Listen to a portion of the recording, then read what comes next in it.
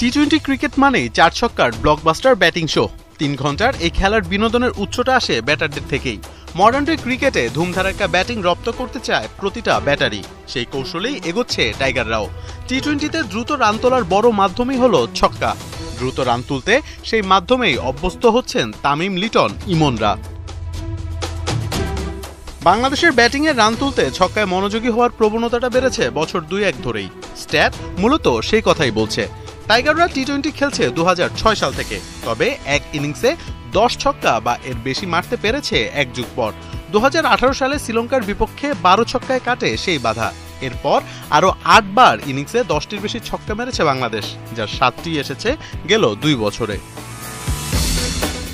2025 সালে এখন পর্যন্ত 10টি টি-20 ম্যাচ খেলেছে বাংলাদেশ, যেখানে 4 ম্যাচে ইনিংসে 10টির বেশি ছক্কা হাঁকিয়েছে লিটনরা।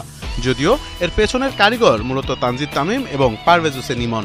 28 ম্যাচের টি-20 ক্যারিয়ারে এখন পর্যন্ত 32টি ছক্কা মেরেছেন তানজিদ তামিম। আর অন্যদিকে আরেক ওপেনার পারভেজ ইমন 16 ম্যাচে মেরেছেন 24টি ছক্কা।